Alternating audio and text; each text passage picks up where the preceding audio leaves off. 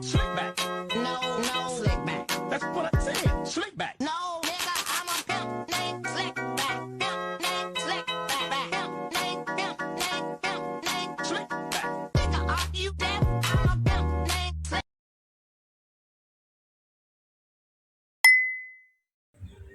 Es krim merupakan makanan beku yang terbuat dari susu atau krim, lalu dicampur dengan perasa atau pemanis. Dalam pembuatan es krim dapat melibatkan beberapa komponen larutan dan perubahan zat yang berpengaruh pada titik beku larutan. Perubahan zat materi dalam pembuatan es krim, pengaruh garam dalam penurunan titik beku. Berikut adalah tujuan dan manfaat. Tujuannya adalah perubahan zat kimia dan pengaruh penurunan titik beku larutan serta penerapannya dalam kehidupan sehari-hari seperti membuat es krim. Manfaatnya, kita dapat mengetahui perubahan zat kimia beserta pengaruh penurunan titik beku larutan dan juga mengetahui proses pembuatan es krim. Nah, siapkan alat dan bahan seperti baskom, sendok, kaleng tenggo, susu kental manis, denko, garam, es batu, dan air. Cara membuatnya, siapkan kaleng tenggo lalu tuang bahan seperti susu kental manis, susu denko, dan larutkan dengan air hangat. Kemudian aduk sampai terlarut dengan sempurna, campurlah dengan sedikit air dingin.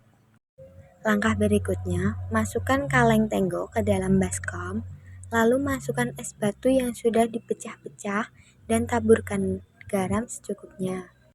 Langkah ketiga, putar-putar kaleng tenggo dan tunggu hingga susu menjadi padat dan lembut. Jangan lupa aduk 15 menit sekali. Dan yang terakhir, es krim pun jadi dan siap disajikan ke dalam gelas ataupun wadah sesuai selera, lalu tambahkan beberapa topping yang menarik agar menambah rasa dan presentasi. Pembahasan 1. Perubahan zat materi dalam pembuatan es krim. Yang pertama ada membeku. Pada saat adonan es krim yang cair diletakkan di baskom yang berisi es batu akan mengalami pembekuan. Maka menerapkan perubahan zat cair menjadi beku atau membeku. Yang kedua, mengkristal. Pada saat es batu diberi garam yang banyak, maka molekul atau ion dalam garam akan menghalangi molekul-molekul air untuk menguap, sehingga menyebabkan tekanan pada uap air akan berkurang secara drastis yang menyebabkan air es menjadi butiran-butiran seperti salju. Pembahasan yang kedua yaitu pengaruh garam dalam penurunan titik beku. Partikel garam merupakan pemicu leburnya es. Peleburan perlu energi atau menyerap kalor. Karena di sini kalor tidak suplai dari luar, maka es menyerap kalor dari dirinya sendiri, sehingga suhu turun. Es yang bersuhu dingin ini kemudian akan banyak menyerap kalor dari adonan es krim yang menyebabkan adonan es krim membeku.